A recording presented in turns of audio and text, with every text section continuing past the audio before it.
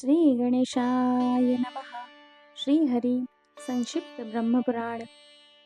त्वमेव माता च पिता त्वमेव त्वमेव बन्धुश्च सखा त्वमेव त्वमेव विद्या द्रविणं त्वमेव त्वमेव सर्वं मम देव देव त्वमेव सर्वं मम देव देव त्वमेव सर्वं मम वासुदेव।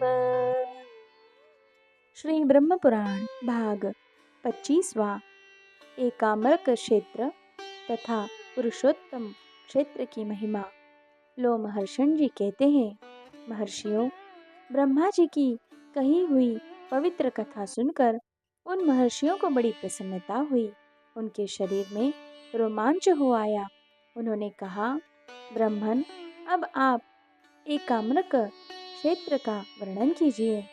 ब्रह्मा जी बोले, मुनिवरों, वह क्षेत्र सब पापों को हरने वाला, पवित्र एवं परम दुर्लभ है। मैं उसका संक्षेप से वर्णन करूंगा। सुनो। एकाम्रक नाम से विख्यात क्षेत्र वाराणसी के समान कोटि शिवलिंगों से युक्त एवं शुभ है। उसमें 8 तीर्थ है। पूर्व कल्प में वहाँ एक आम का वृक्ष था। उसी के नाम से वह एकाम्रक क्षेत्र के रूप में विख्यात हुआ। वह स्थान हष्ट-पुष्ट मनुष्यों से भरा रहता था। वहाँ स्त्रियां भी रहती थी और पुरुष भी। उस क्षेत्र में विद्वानों की अधिकता है। वह धन धान्य से संपन्न स्थान है। घर और गोपुर वहाँ की शोभा बढ़ाते हैं। वहाँ अनेकों व्यवसायी भरे हुए हैं। भांति भांति के रत्न उस क्षेत्र की शोभा बढ़ाते हैं। नगर, अटारी, सड़क और राजहंसों के समान श्वेत महल आदि के द्वारा उसकी बड़ी शोभा होती है। चारों ओर और सफेद चार दीवारी बनी हुई है। शास्त्रों द्वारा उस पुर की रक्षा होती है। अनेकों खाइयों से वह क्षेत्र अलंकृत है। वहाँ प्रतिदिन उत्सव का आनंद छाया रहता है। नाना प्रकार के बाजों की ध्वनि सुनाई पड़ती है। चार दीवारी और बगीचों से युक्त अनेक दिव्य देव मंदिर सब और उस क्षेत्र की शोभा बढ़ाते हैं। वहाँ के ब्राह्मण, क्षत्रिय, वैश्य तथा शूद्र बड़े धार्मिक हैं। वे अपने अपने धर्म में संलग्न रहते हैं। उस क्षेत्र में निर्धन, मूर्ख, दूसरों से द्वेष रखने वाले, रोगी, मलिन, नीच, मायावी, रूपहीन, दुराचारी तथा परद्रोही मनुष्य नहीं है। वहाँ सर्वत्र सुखपूर्वक सब लोग घूमते फिरते हैं। वह स्थान सब जीवों के लिए सुखद है। वहाँ नाना प्रकार के पक्षियों का कलरव सुनाई पड़ता है। वहाँ के उद्यान नंदनवन के समान एवं सबके सेवन करने योग्य है। वहाँ के वृक्ष फलों के भार से झुके रहते हैं और सभी ऋतुएं उनसे फूल झड़ते रहते हैं। दीर्घिका, तड़ाक, पुष्करिणी, वापी तथा अन्यान्य जलाशय सदा कमल वनों से सुशोभित रहते हैं। भांति भांति के वृक्ष, नाना प्रकार के सुंदर पुष्प तथा अनेक प्रकार के पवित्र जलाशय सब ओर से उस स्थान की शोभा बढ़ाते हैं। उस क्षेत्र में साक्षात भगवान शंकर सब लोगों का हित करने के लिए निवास करते हैं। वे भोग और मोक्ष दोनों के दाता हैं। इस पृथ्वी पर जितने तीर्थ, नदियाँ, सरोवर, पुष्करिणी, तड़ाग, वापी, कूप और सागर हैं, उस सबके पृथक पृथक जल की बूंदें संग्रहित करके देवताओं सहित भगवान शंकर ने उस क्षेत्र में संपूर्ण लोगों के हित के लिए विंध्युसर नामक तीर्थ स्थापित किया है। इसलिए वह विंध्युसर के नाम से विख्यात है। अगहन के कृष्ण पक्ष की अष्टमी को वहाँ यात्रा करता है तथा जो जितेंद्रिय भाव से विश्व योग में श्रद्धा के साथ विधि पूर्वक विंध्य सरोवर में स्नान करके तिल और जल से नाम गोत्र के उच्चारण पूर्वक देवताओं, ऋषियों, मनुष्यों एवं पितरों का तर्पण करता है, वह अश्वमेध यज्ञ का फल पाता है।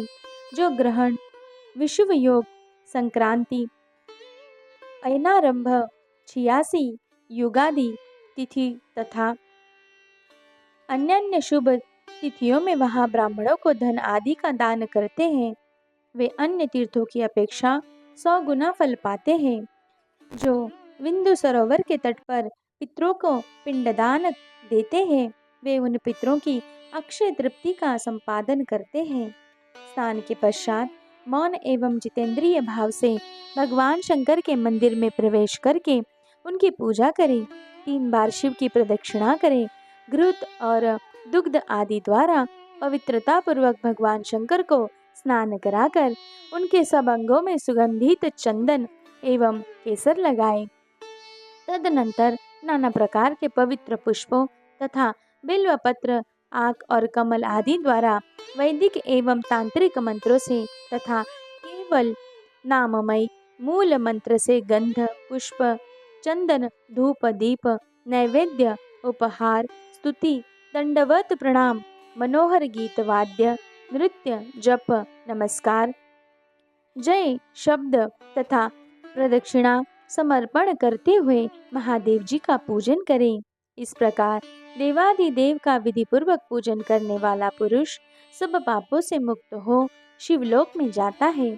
जो उत्तम बुद्धि वाले पुरुष वहाँ हर समय महादेव जी का दर्शन करते हैं, वे भी पाप मुक्त होकर शिवलोक में जाते हैं। भगवान शिव से पश्चिम, पूर्व, दक्षिण, उत्तर चारों ओर 2.5 योजन तक वह क्षेत्र भोग एवं मोक्ष प्रदान करने वाला है। उस उत्तम क्षेत्र में भास्करेश्वर नाम से प्रसिद्ध एक शिवलिंग है। जो लोग वहाँ कुंड में स्नान करके भगवान सूर्य द्वारा पूजित त्रिनेत्रधारी देवादिदेव महादेव जी का दर्शन करते हैं, वे सब पापों से मुक्त हो उत्तम विमान पर बैठकर गंधर्वों के मुख से अपनी स्तुति सुनते हुए शिवलोक में जाते हैं, अथवा योगियों के घर में वेद वेदांगों के पारंगत सर्वभूत हितकारी श्रेष्ठ द्विज के रूप में उत्पन्न होते हैं। उस समय वे मोक्ष शास्त्र के तात्पर्य को समझने वाले कुशल और सर्वत्र समबुद्धि होते हैं तथा भगवान शंकर से श्रेष्ठ योग प्राप्त करके भवबंधन से मुक्ति पा जाते हैं। द्विजवरों, स्त्री भी श्रद्धापूर्वक वहाँ भगवान शिव का पूजन करके पूर्वोक्त फल को प्राप्त कर लेती हैं। मुनिवरों, भगवान महेश्वर के अतिरिक्त दूसरा कौन ऐसा है जो उस उत्तम क्षेत्र के संपूर्ण गुणों का वर्णन कर सके। भगवान शिव का एकाम्रक क्षेत्र वाराणसी के समान शुभ है। जो वहाँ स्नान करता है वह निश्चय ही मोक्ष को प्राप्त कर लेता है। वहाँ और भी अनेक पवित्र तीर्थ एवं सुंदर मंदिर हैं, उनका भी ज्ञान प्राप्त करना चाहिए। समुद्र के उत्तर तट पर उस प्रदेश में एक परम गोपनीय मुक्तिदायक क्षेत्र है जो सब पापों का नाश करने वाला है। उस परम दुर्लभ क्षेत्र का विस्तार 10 योजन है। वहाँ की भूमि पर सब और बालू बिछी हुई है। वह परम पवित्र एवं संपूर्ण कामनाओं को देने वाला है।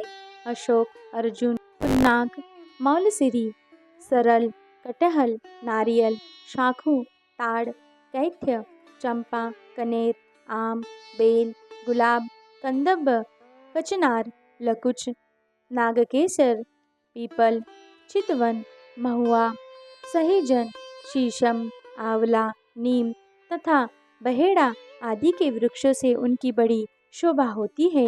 वहाँ पक्षियों के मुख से निकले हुए अत्यंत मधुर कलरव कानों और मन को बहुत सुख देते हैं। ऊपर बताए हुए वृक्षों के अतिरिक्त अन्य मनोहर पुष्पों, लताओं और भांति भांति के जलाशयों से वह क्षेत्र सुशोभित है।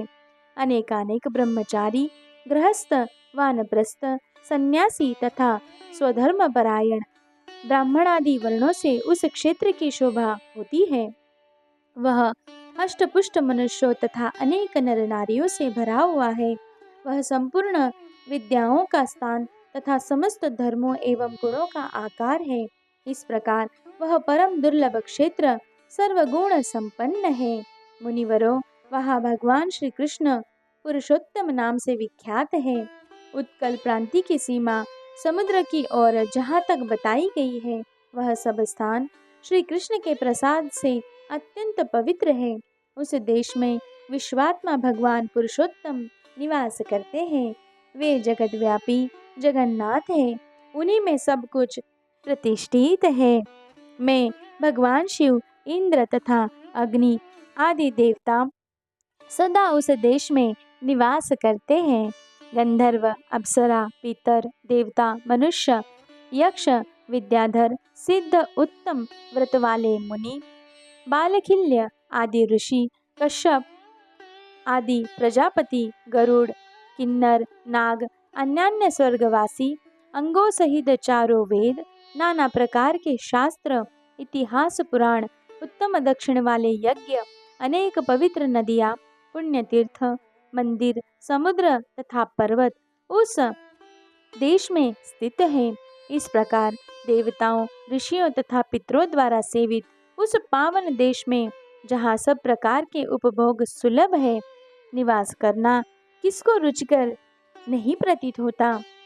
भला उसके सिवा कौन सा देश श्रेष्ठ है? उससे बढ़कर दूसरा कौन सा स्थान है, जहाँ मुक्तिदाता भगवान पुरुषोत्तम स्वयं ही विराजमान है। वे मनुष्य जो उत्कल देश में निवास करते हैं, देवताओं के समान और धन्य है, जो समस्त तीर्थों के राजा समुद्र में स्नान करके भगवान पुरुषोत्तम का दर्शन करते हैं। वे मनुष्य स्वर्ग में बसते हैं, यमलोक में नहीं जाते। जो उत्कल देशीय पवित्र पुरुषोत्तम क्षेत्र में निवास करते हैं, उन क्षेत्र बुद्धि वाले मनुष्य का जीवन सफल है, क्योंकि वे देव श्रेष्ठ भगवान श्री कृष्ण के मुख कमल का दर्शन करते हैं। भगवान का मुख कमल तीनों लोकों को आनंद प्रदान करने वाला है। उसके नेत्र प्रसन्न एवं विशाल है। उनकी भौएं, केश तथा मुकुट सुंदर है। कानों में मनोहर कुंडल शोभा पाते हैं। उसकी मुस्कान मनोहर और दंत पंक्ति सुंदर है। वे सुंदर नाक, सुंदर कपोल, सुंदर ललाट और उत्तम लक्षणों वाले हैं। बोलो भक्तवत्सल भगवान की।